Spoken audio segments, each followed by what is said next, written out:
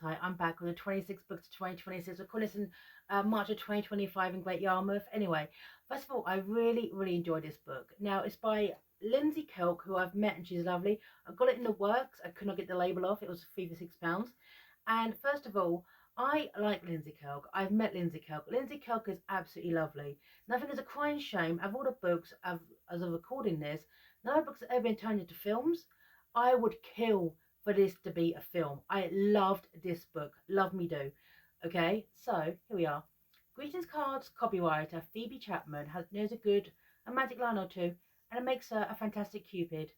So when she lands in the Hollywood Hills, a place that proves film stars, golden beaches, and secret waterfalls just don't exist in the movies, she can't resist playing matchmaker for a handsome neighbour, Carpenter Wren. But you can't hide from love in La La Land. Isn't there something a little bit hot about Wren, her own leading man next door? So, starts with Phoebe hasn't seen her sister in a few years, and she touches down and she sees her sister Suzanne, who's a top brass, filthy rich, and it's just the moment, okay, it opens, it throws you straight into this. That's what I love about Lindsey Kelk books. Here we are. If you want to know how someone really feels about them, ask them to pick you up from the airport during rush hour, Suzanne said. No one in this town would willingly drive to LAX for anything less than true love. So she's driving to Suzanne's house in Hollywood Hills, which is an absolute mansion. At one point, she actually confuses the garage for the house, which is absolutely amazing, massive. But the thing is, Suzanne's got to go back to work. She's got to go fly overseas for work and leave Phoebe to her own devices. And so, and this bit here, right, is when occasion Suzanne's a slave. She's walking around the house. She's jet lagged. She's all alone. And then, in a proper meet cute manner, here we are. With restless energy buzzing through me, I stood and stretched, glass in hand, and walked down the garden to the end of the terrace. It was so unbelievably pretty, my brain was still Swiss cheese, but I stared out at the city below, trying to remember everything Suzanne had pointed out to me, but failing to spot a single thing. There was one thing that was impossible to miss, the nearly naked man in the garden below, watching me through a pair of binoculars. She thinks it's a pervert. No, it's a neighbour Wren who's bird watching. He's bird watching, and the reason is Wren is from a family of immigrants, okay? And essentially his grandfather took him out bird watching because it was a free thing to do, and he just loves birds and hawks and that kind of stuff. So introduces himself to Phoebe, and it's a total meet cute moment, okay? Where he sits there and points out to Phoebe a hawk. It's a total meet cute. Make this into a goddamn film, please, okay? And then when she meets, okay, her basically her sister's trainer, Belle Belinda, who comes to the house, who to basically do some exercise with Suzanne, who's now gone. So she decides to take Suzanne. Belle decides to take Phoebe, my big apologies, out on the town and show her LA and everything else in between. And it's just really nice. And generally, I did like Belle as a character. This is one of those situations, okay, where there's a love triangle developing. You would hate the other person. But no, Belle is actually really cool. She, even at one point, is obviously getting paid. Basically, Belle has a million and one jobs, okay, just to survive in LAX, so in LA. And also at one point actually gets a job with Phoebe to become mermaids, and it goes badly, but it just kind of shows the hedonistic world of LA. One thing I loved about this book is it really shows LA in a way that's not over the top. It not doesn't go into deep detail. Everything is surface level, but there's a lot to it. Sometimes you read a book set in another country where the author has done the research, but it's too research that it feels inauthentic. This felt so authentic. I really enjoyed this book. And this bit here, right? Like some of my jobs I have at brunch, right?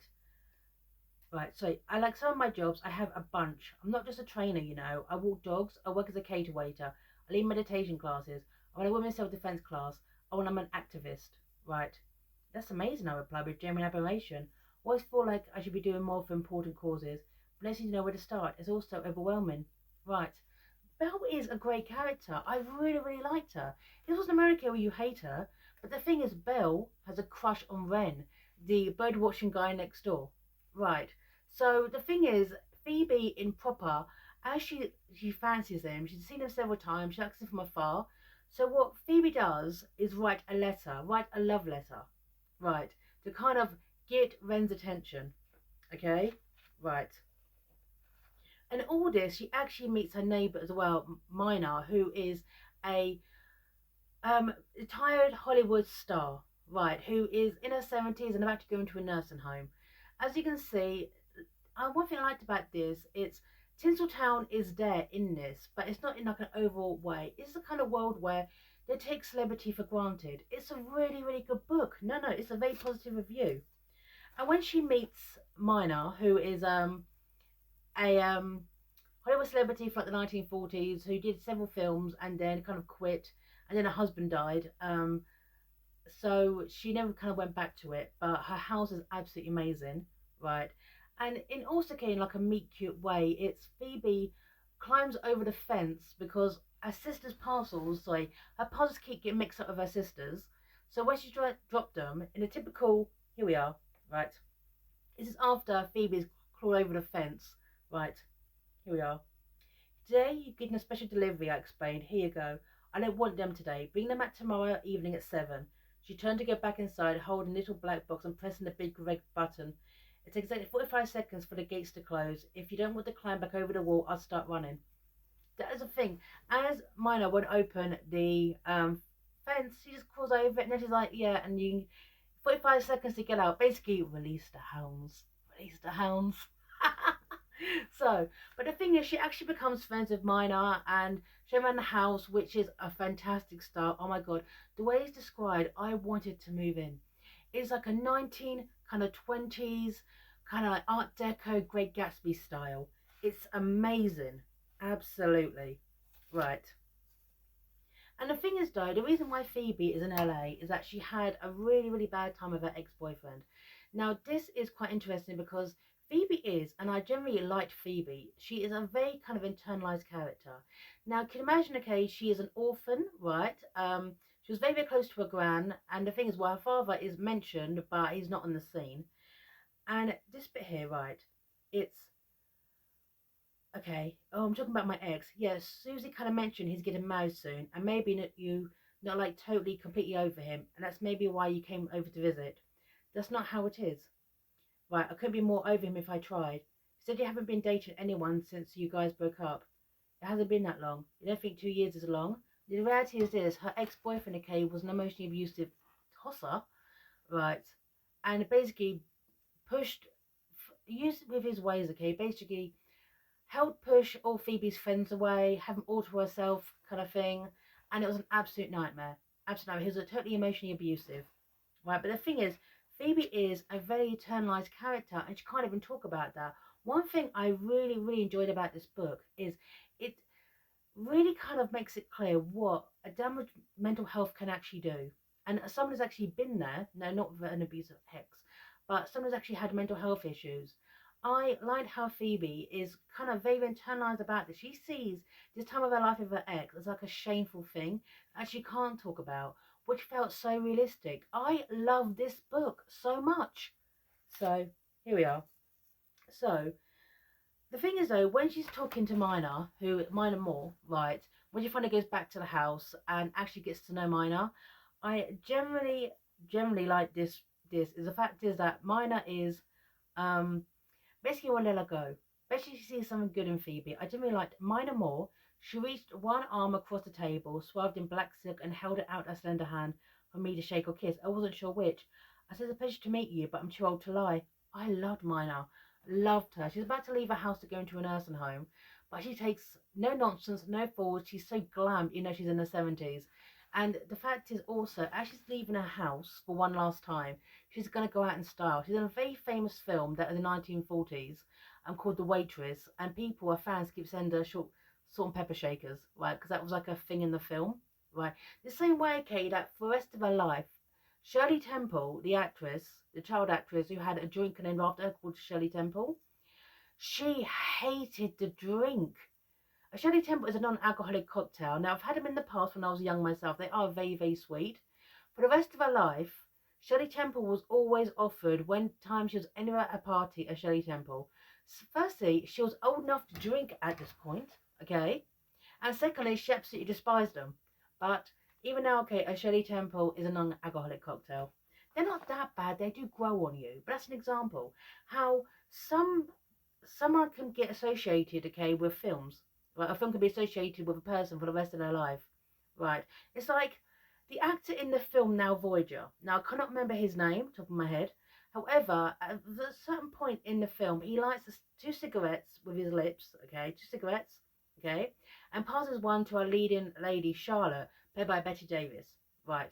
For the rest of his life, that actor was asked to light cigarettes that way, if you will. It's a great iconic scene, incidentally, but as an example, right? So Phoebe's settling in, and then she writes this love letter from Belinda for Belle to give to Ren. And this is part of the letter. Now, I've read this and I fell in love. Honestly, I mean, one thing is about Phoebe is that she's a copywriter. She writes greeting cards, right? However, she has got such a way with words, right? I mean, if mine had ever said to Phoebe, please write my life story, it would be a smash hit. Like this bit here.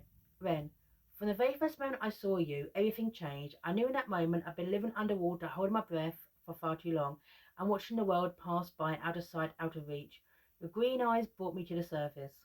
When you smiled, I remembered how to breathe. It's a fantastic love letter.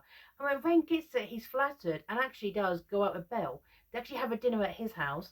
But the thing is, Belle is so nervous. And I love Belle as a character because you think, okay, that she has so many jobs. She's very, very confident. She knows what she wants out of life. But when it comes to relationships, she's also insecure. One thing I love about Lindsey Kelk characters is they are so nuanced. It's brilliant. I love her characters. So when, okay, Belle was on this date with Ren, it goes quite badly because they are clueless together. They are not suited. They are not suited because Ren has fallen in love with the woman who wrote the letter, okay? But that woman is actually Phoebe, right? And the thing is, though, is this, Ren and Phoebe do become friends. And one thing I do like about this book is Lindsey Kelk has done her research, is she shows the more obscure parts. It's like when Ren and Phoebe go for a picnic together, all the places to go to in the Hollywood Hills, they go to a cemetery. Now, in the Victorian period, people used to go to cemeteries for dates. They went for picnics at cemeteries, of all things, right? So, goes to the Hollywood Cemetery, right? And like, this bit here. Cemeteries are never the top of my must-visit list. As he walked on, I saw that Ren was right. Hold Forever was more peaceful than morbid, setting my frayed nerves with a pleasant, serene atmosphere. And even though I couldn't help but keep an eye out for non-sparkly vampires or bodysuit-wearing psychopaths and hockey masks, I was able to appreciate the beauty of the place. Little obscure things like that. They're going to a date. Not a date, they're just friends. But in a Hollywood cemetery, they're going for a picnic. Nice. Make this into a film. Make this into a film. One thing I loved about this book, it shows the more obscure parts of LA. All the books I've read about LA, never read one that's actually set in a Hollywood forever cemetery. If you will, it's that good. It is that good. But the thing is, though, is this: when Ren is on his date with Belle, he is actually quite sus to this. Now, when he's gotten to know Belle, now Belle is lovely, absolutely lovely, but even sends Phoebe a text, right? And not to be rude, but are you sure this is the same person who wrote the letter? Right.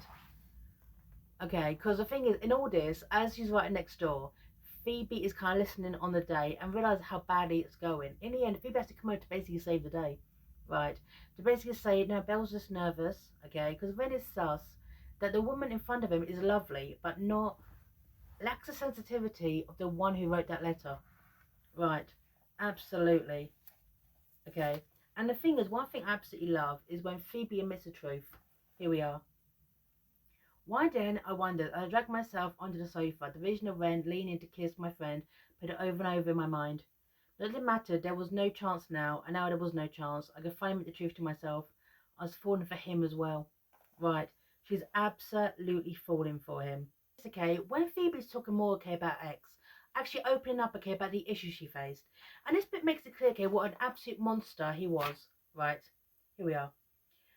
And then I saw them again, supermarket a couple of months ago, only she looked like a totally different person. She'd grown her hair out long, and was wearing the kind of dress he always wanted me to wear. Well, totally not supermarket appropriate, by the way.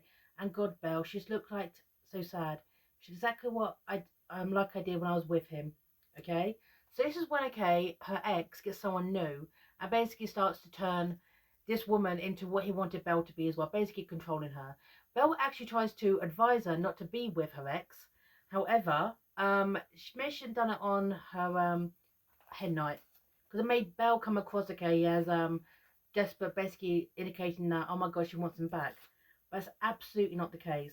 Absolutely. And it takes her a long while, okay, for her to actually open up. It's when Suzanne actually returns and these sisters actually start to communicate more about the relationship. Now, one bit in this book I generally loved is when, okay, they go to a baseball game. Now, the thing is, it's first of all Phoebe's first time at a baseball game, and she's quite okay, doesn't even understand the rules, which even I don't understand the rules. The only time, okay, I've ever watched understood baseball, okay, is when I watched Major League or League of Their Own. Not a TV show, I haven't actually seen it. Anyway, so, but the thing is, it's the kiss cam comes on. This kiss cam comes on, and it flashes on, instead of Belle and Ren, it flashes on Ren and Phoebe.